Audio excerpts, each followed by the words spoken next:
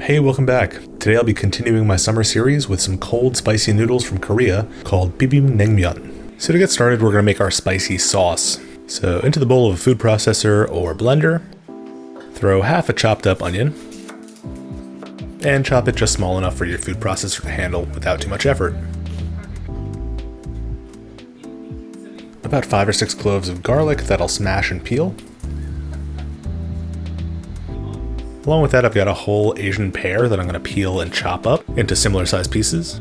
As you can see, it's a whole lot bigger than a Western style pear, but the flavor and texture is similar enough to a Bosc pear that you could use 2 of those in a pinch.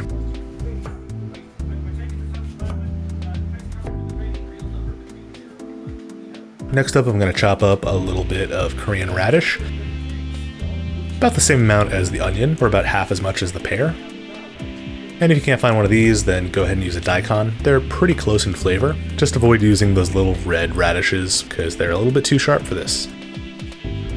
Finally, I'll add in 2 teaspoons of salt, as well as 4 tablespoons of sugar. The abrasion should help with the blending, and that may sound like a lot of sugar, but you need it to balance out the spiciness. Go ahead and blend that all into a puree. Dump it out into a bowl. Then we'll go in with 75 milliliters of soy sauce, 30 mils of white vinegar, 30 mils of sesame oil, about 250 milliliters of gochujang. That is a fermented chili paste with this unique, rich, smoky flavor. That's used in all sorts of recipes, so get yourself a tub of it. Start out with the mild even if you're into spice, because it can quickly overtake a dish if you add too much, and do some experiments. Next up, I've got a few tablespoons of gochugaru. That's Korean chili flakes. They're a bit different from most chili flakes that you can get elsewhere, so I recommend trying to seek these out if you can. They are available online. Mix that all in, give it a taste and adjust it for seasoning.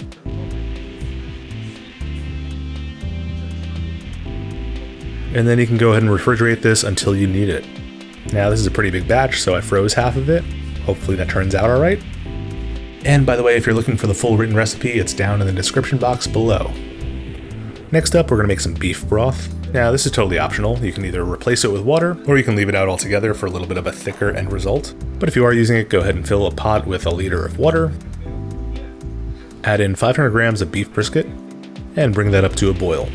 Once it's at a rolling boil, you should see some scum float to the surface, so go ahead and skim that off. Then we can cover this up and let it boil for about an hour until the water soaks up all that beef flavor. While that's going, we're going to make one of our garnishes, which is pickled radish. So take another piece of radish, slice it into planks, and then julienne it.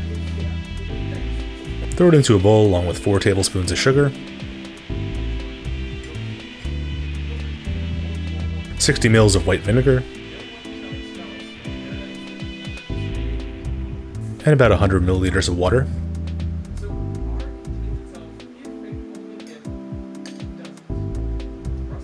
Then you can cover that up and refrigerate it for at least 20 minutes or until it's needed. The longer it sits, the more pickled it'll get.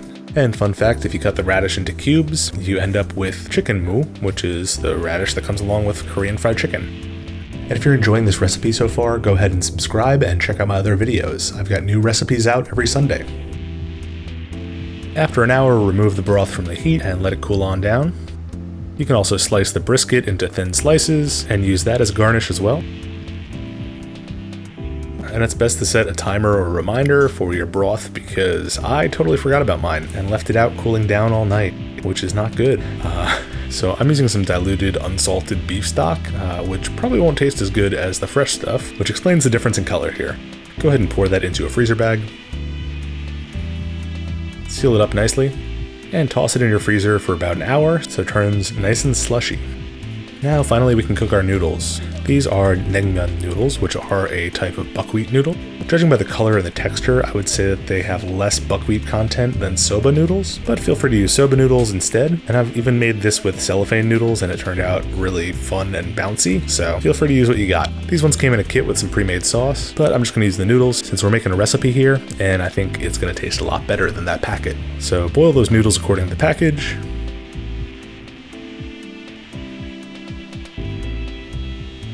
Then immediately dunk them into ice cold water to cool them off and stop the cooking.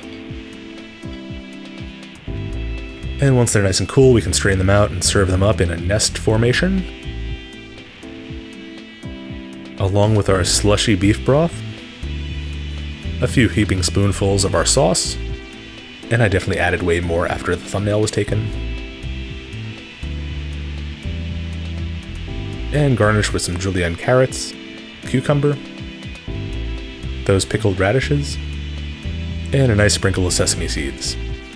Once you're ready to eat, mix them all in, cut them with some scissors, and I almost forgot to add a boiled egg, which is a necessity. So this is one of my summertime favorites for a good reason. It's got the perfect balance of spicy and refreshing, which is a bit counterintuitive, but it works out in a really wonderful way. So I hope you give this a try. Let me know in the comments what you thought of it, and I'll see you guys next time.